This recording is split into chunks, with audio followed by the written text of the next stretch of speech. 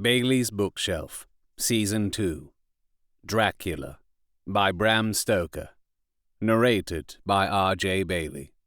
If you like what I do, please consider buying me a coffee at buymeacoffee.com/R.J. Bailey. For business inquiries, please contact Robert J. Bailey at gmail.com or tweet at R.J. Bailey. Chapter 25. Dr. Seward's Diary. 11 October, evening. Jonathan Harker has asked me to note this, as he says he is hardly equal to the task, and he wants an exact record kept. I think that none of us were surprised when we were asked to see Mrs. Harker a little before the time of sunset.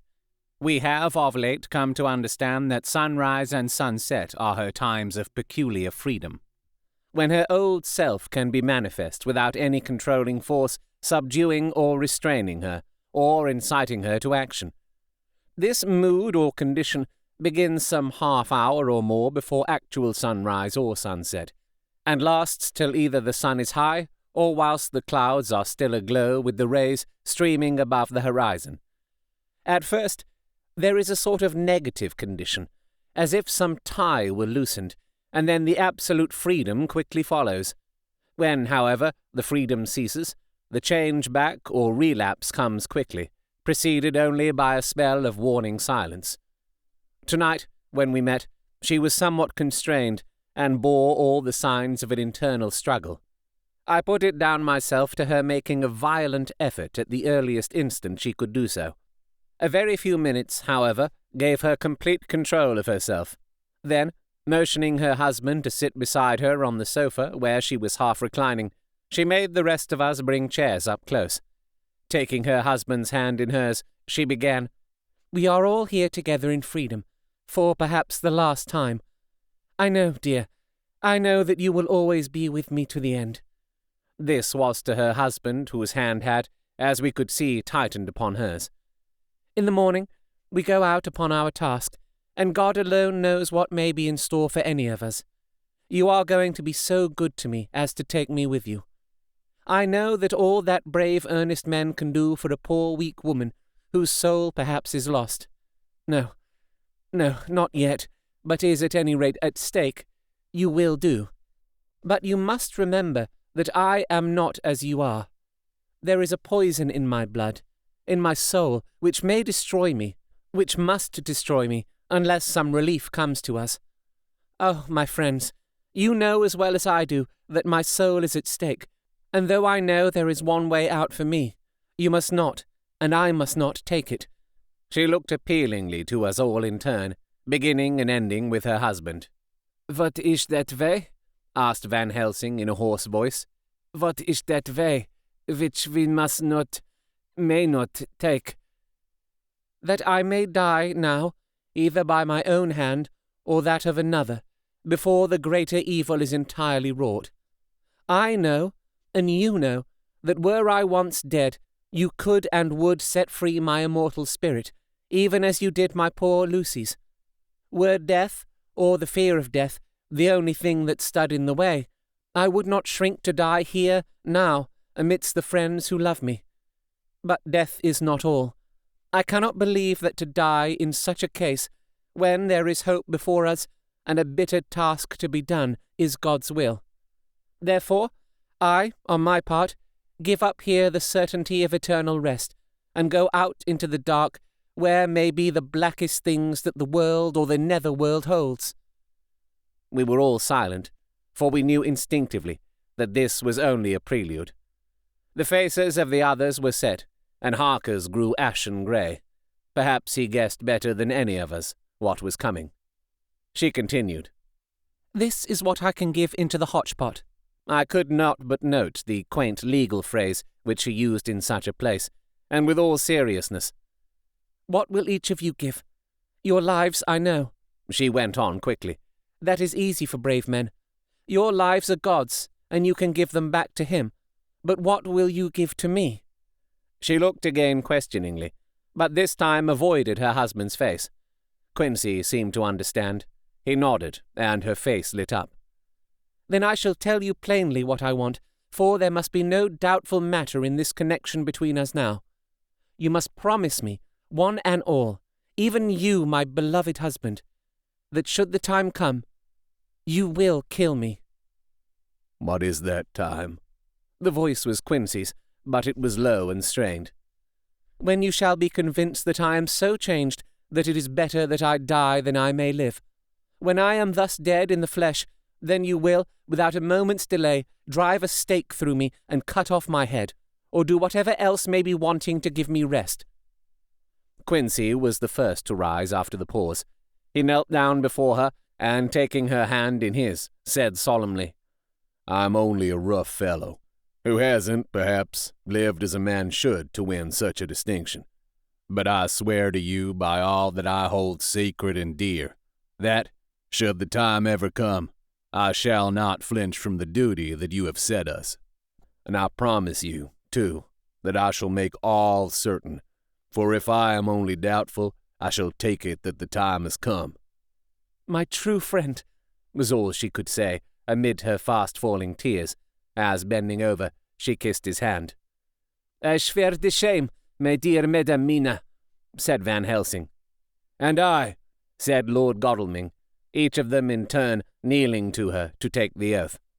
I followed myself. Then her husband turned to her wan eye, and with a greenish pallor which subdued the snowy whiteness of his hair, and asked, "And must I, too, make such a promise, oh, my wife?" "You too, my dearest," she said, with infinite yearning of pity in her voice and eyes. "You must not shrink.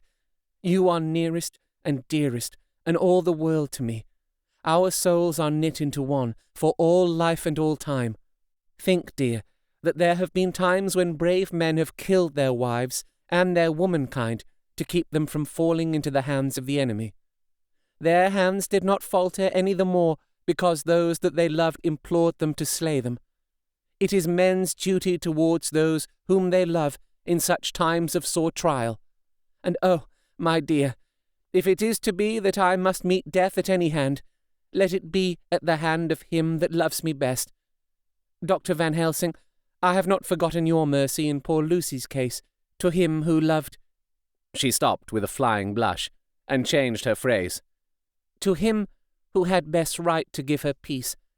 If that time shall come again, I look to you to make it a happy memory of my husband's life, that it was his loving hand which set me free from the awful thrall upon me." "Again, I swear," came the professor's resonant voice. Mrs. Harker smiled, positively smiled, as, with a sigh of relief, she leaned back and said, "And now one word of warning, a warning which you must never forget. This time, if it ever come, may come quickly and unexpectedly, and in such case you must lose no time in using your opportunity. At such a time I myself might be—nay, if the time ever comes, shall be, leagued with your enemy against you. One more request." She became very solemn as she said this. "It is not vital and necessary like the other, but I want you to do one thing for me, if you will."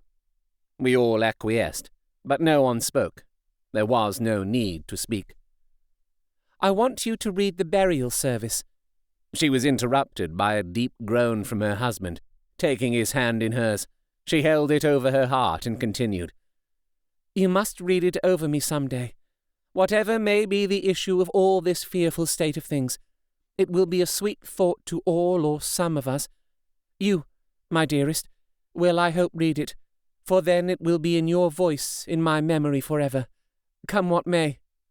"But, oh, my dear one," he pleaded, "death is afar off from you." "Nay," she said, holding up a warning hand.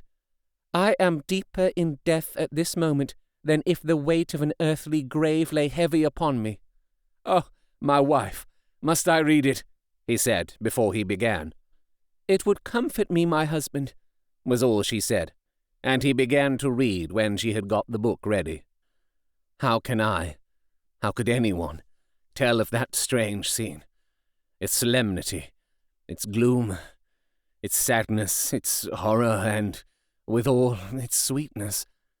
Even a skeptic, who can see nothing but a travesty of bitter truth in anything holy or emotional, would have been melted to the heart had he seen that little group of loving and devoted friends kneeling round that stricken and sorrowing lady, or heard the tender passion of her husband's voice, as in tones so broken with emotion that often he had to pause. He read the simple and beautiful service from the burial of the dead. I cannot go on. Words and voice fail me. She was right in her instinct. Strange as it all was, bizarre as it may hereafter seem, even to us who felt its potent influence at the time, it comforted us much, and the silence which showed Mrs. Harker's coming relapse from her freedom of soul did not seem so full of despair to any of us as we had dreaded. Jonathan Harker's Journal. 15 October. Varna. We left Charing Cross on the morning of the 12th, got to Paris the same night, and took the places secured for us in the Orient Express. We travelled night and day, arriving here at about 5 o'clock. Lord Godalming went to the consulate to see if any telegram had arrived for him, whilst the rest of us came on to this hotel, the Odysseus. The journey may have had incidents. I was, however, too eager to get on to care for them. Until the Tsarina Catherine comes into port, there will be no interest for me in anything in the wide world. Thank God, Nina is well and looks to be getting stronger. Her colour is coming back. She sleeps a great deal. Throughout the journey she slept nearly all the time. Before sunrise and sunset, however, she is very wakeful and alert, and it has become a habit for Van Helsing to hypnotize her at such times. At first, some effort was needed, and he had to make many passes, but now she seems to yield at once, as if by habit, and scarcely any action is needed. He seems to have power at these particular moments to simply will, and her thoughts obey him. He always asks her what she can see and hear. She answers to the first, "Nothing. All is dark." And to the second, "I can hear the waves lapping against the ship, and the water rushing by. Canvas and cordage strain, and masts and yards creak. The wind is high. I can hear it in the shrouds, and the bow throws back the foam." It is evident that the Tsarina Catherine is still at sea, hastening on her way to Varna. Lord Godalming has just returned. He had 4 telegrams, one each day since we started, and all to the same effect, that the Tsarina Catherine had not been reported to Lloyd's from anywhere. He had arranged before leaving London that his agent should send him every day a telegram saying if the ship had been reported. He was to have a message even if she were not reported, so that he might be sure that there was a watch being kept at the other end of the wire. We had dinner and went to bed early. Tomorrow we are to see the Vice-Consul, and to arrange, if we can, about getting on board the ship as soon as she arrives. Van Helsing says that our chance will be to get on the boat between sunrise and sunset. The Count, even if he takes the form of a bat, cannot cross the running water of his own volition, and so cannot leave the ship. As he dare not change to man's form without suspicion, which he evidently wishes to avoid, he must remain in the box. If, then, we can come on board after sunrise, he is at our mercy, for we can open the box and make sure of him, as we did of poor Lucy, before he wakes. What mercy he shall get from us will not count for much. We think that we shall not have much trouble with the officials or the seamen. Thank God, this is the country where bribery can do anything, and we are well supplied with money. We have only to make sure that the ship cannot come into port between sunset and sunrise without our being warned, and we shall be safe. Judge Moneybag will settle this case, I think. 16 October. Mina's report still the same. Lapping waves and rushing water, darkness and favouring winds. We are evidently in good time, and when we hear of the Tsarina Catherine, we shall be ready. As she must pass the Dardanelles, we are sure to have some report. 17 October. Everything is pretty well fixed now, I think, to welcome the Count on his return from his tour. Godalming told the shippers that he fancied that the box sent aboard might contain something stolen from a friend of his, and got a half consent that he might open it at his own risk. The owner gave him a paper telling the captain to give him every facility in doing whatever he chose on board the ship, and also a similar authorization to his agent at Varna.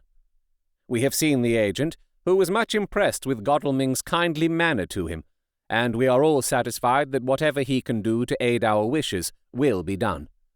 We have already arranged what to do in case we get the box open.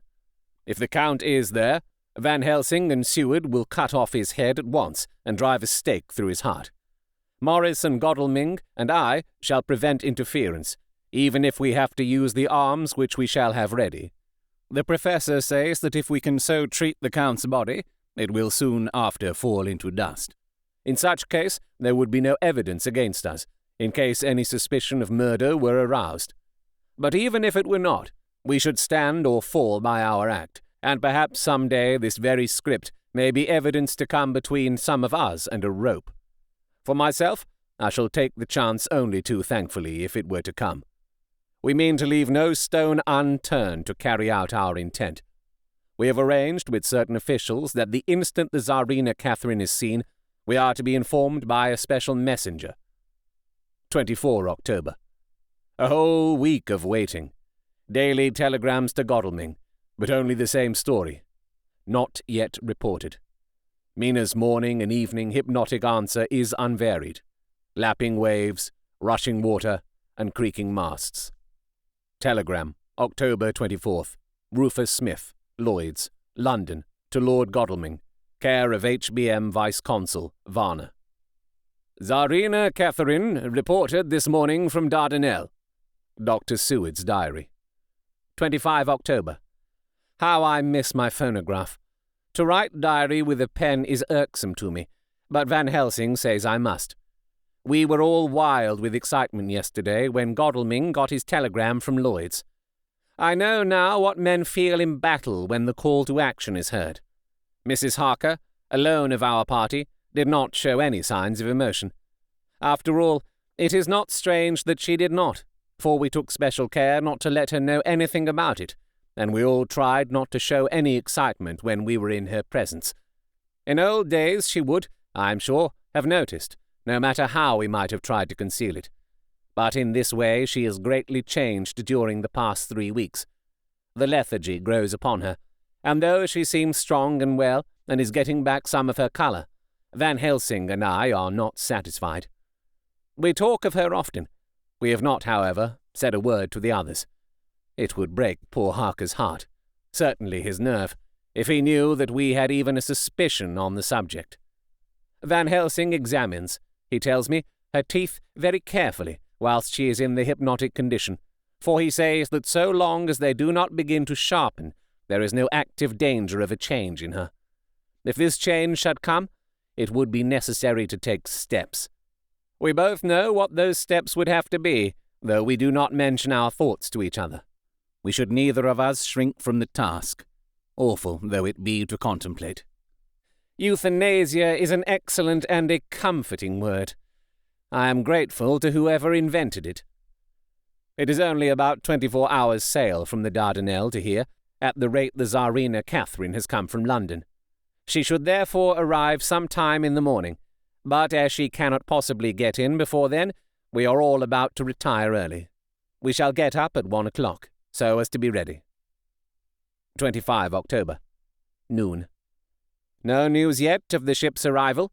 Mrs. Harker's hypnotic report this morning was the same as usual, so it is possible that we may get news at any moment. We men are all in a fever of excitement, except Harker, who is calm. His hands are cold as ice, and an hour ago I found him whetting the edge of the great Gurkha knife which he now always carries with him. It will be a bad lookout for the Count if the edge of that kukri ever touches his throat, driven by that stern ice-cold hand. Van Helsing and I were a little alarmed about Mrs. Harker today. About noon, she got into a sort of lethargy which we did not like. Although we kept silence to the others, we were neither of us happy about it.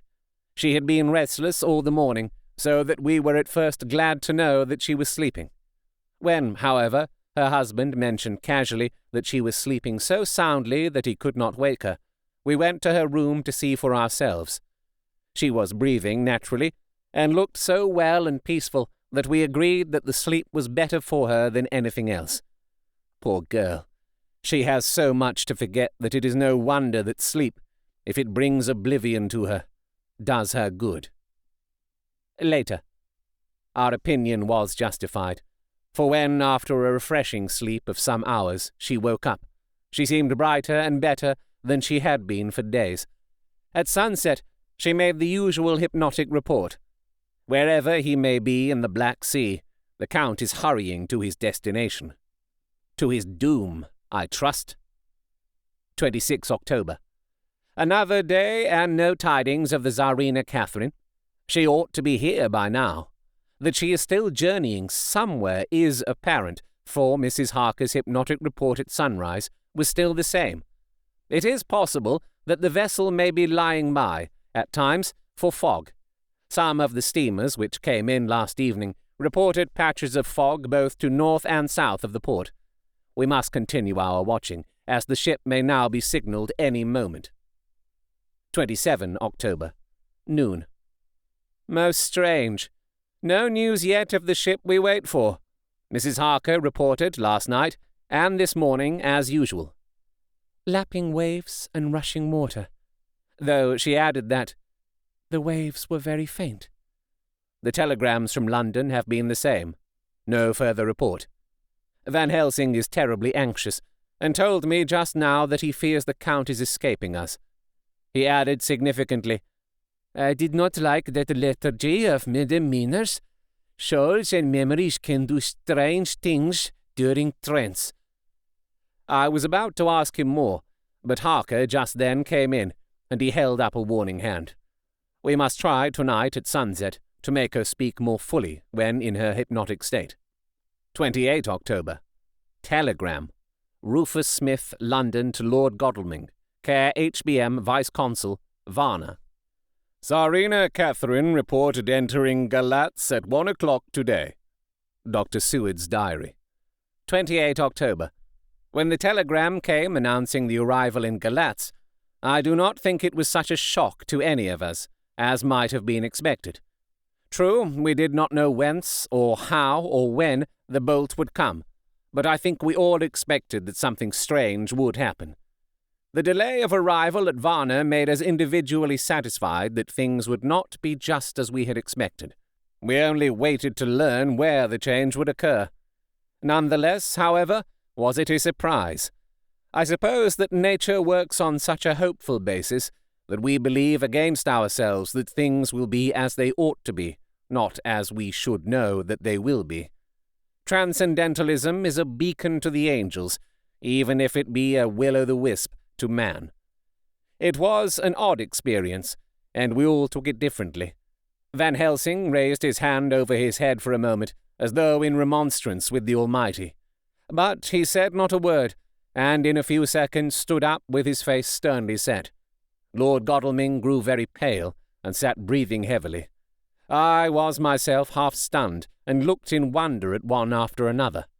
Quincey Morris tightened his belt with that quick movement which I knew so well.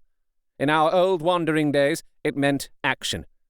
Mrs. Harker grew ghastly white, so that the scar on her forehead seemed to burn, but she folded her hands meekly and looked up in prayer. Harker smiled, actually smiled, the dark, bitter smile of one who is without hope, but at the same time his action belied his words, for his hands instinctively sought the hilt of the great cookery knife and rested there. "When does the next train start for Galatz?" said Van Helsing to us generally. "At 6:30 tomorrow morning." We all started, for the answer came from Mrs. Harker. "How on earth do you know?" said Art. "You forget, or perhaps you do not know, though Jonathan does, and so does Dr. Van Helsing, that I am a train fiend. At home in Exeter, I always used to make up the timetables, so as to be helpful to my husband. I found it so useful sometimes that I always make a study of the timetables now. I knew that if anything were to take us to Castle Dracula, we should go by Galatz, or at any rate through Bucharest, so I learned the times very carefully. Unhappily, there are not many to learn, as the only train tomorrow leaves as I say. Wonderful woman, murmured the professor. Can't we get a special? Asked Lord Godalming. Van Helsing shook his head. I fear not. This land is very different from yours or mine. Even if we did have a special, it would probably not arrive as soon as our regular train. Moreover, we have something to prepare. We must think. Now, let us organize. You, friend Arthur, go to the train and get the tickets and arrange that all be ready for us to go in the morning. Do you, friend Jonathan, go to the agent of the ship and get from him letters to the agent in Galatz, with authority to make search the ship just as it was here. Morris Quincy, you see the vice-consul and get his aid with his fellow in Galatz and all he can do to make our way smooth, so that no times be lost when over the Danube. John will stay with Madam Mina and me, and we shall consult. For so, if time be long, you may be delayed, and it will not matter when the sun set, since I am here with Madam to make a report. And I, said Mrs. Harker brightly, and more like her old self than she had been for many a long day, shall try to be of use in all ways, and shall think and write for you, as I used to do. Something is shifting from me in some strange way, and I feel freer than I have been of late. The three younger men looked happier at the moment as they seemed to realize the significance of her words. But Van Helsing and I, turning to each other, met each a grave and troubled glance. We said nothing at the time, however. When the three men had gone out to their tasks, Van Helsing asked Mrs. Harker to look up the copy of the diaries and find him the part of Harker's journal at the castle. She went away to get it. When the door was shut upon her, he said to me, "We mean the same. Speak out." There is some change. It is a hope that makes me sick, for it may deceive us. Quite so. Do you know why I asked her to get the manuscript?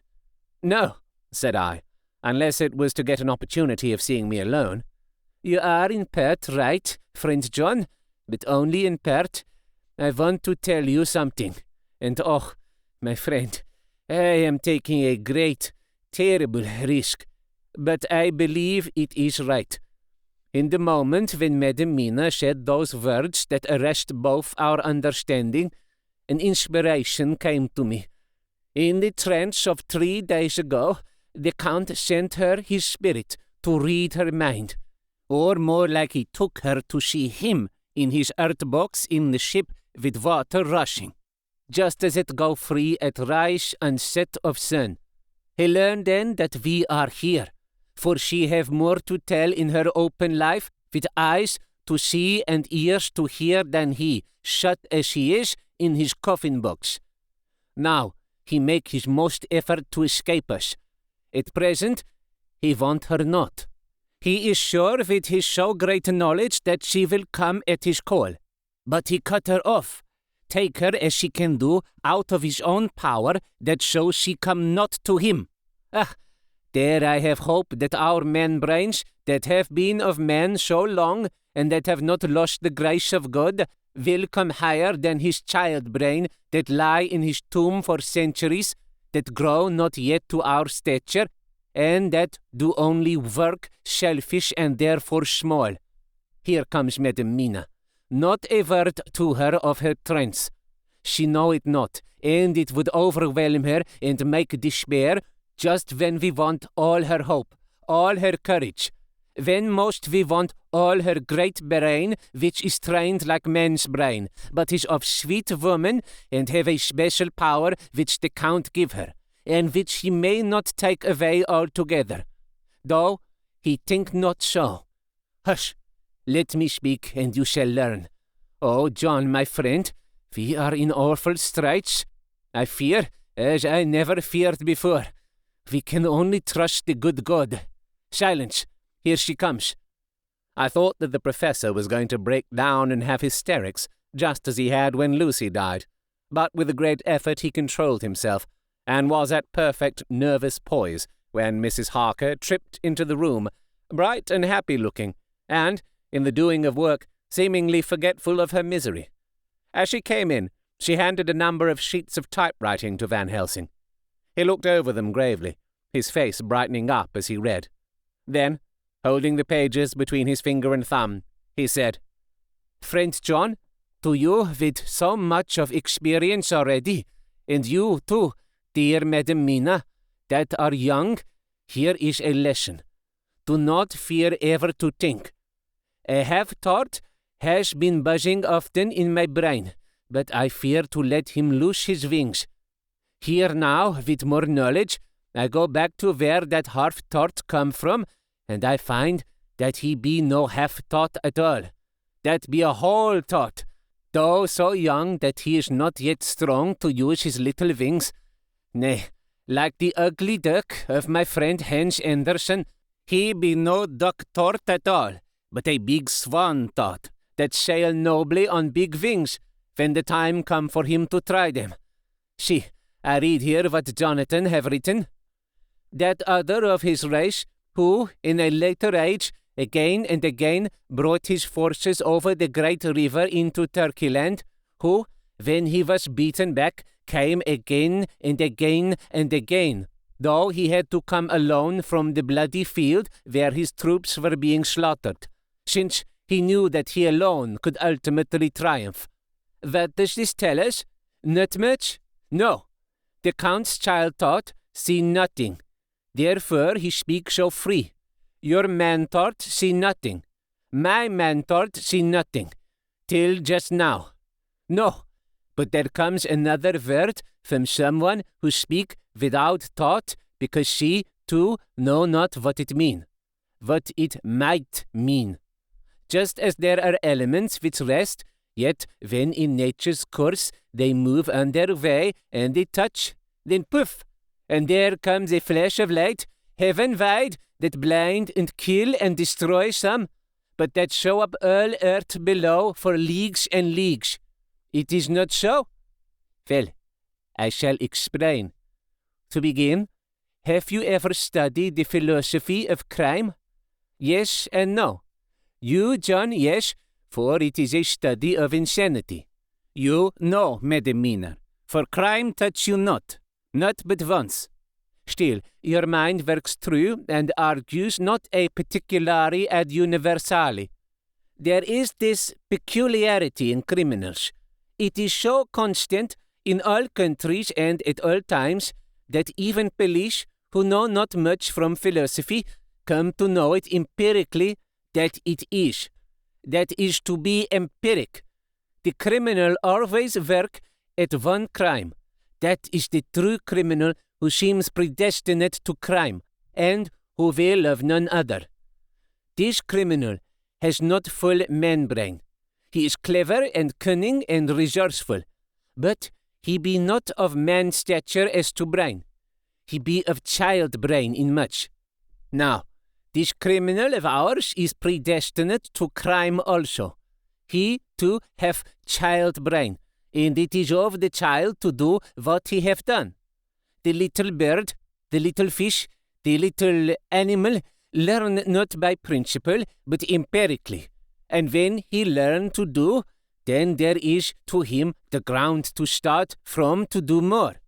Dos posto, said Archimedes. Give me a fulcrum, and I shall move the world. To do once is the fulcrum whereby child brain become man brain, and until he have the purpose to do more, he continue to do the same again every time, just as he have done before. Oh, my dear, I see that your eyes are open, and that to you the lightning flash show all the leagues. For Mrs. Harker began to clap her hands, and her eyes sparkled. He went on. Now, you shall speak. Tell us two dry men of science what you see with those so bright eyes. He took her hand and held it while she spoke.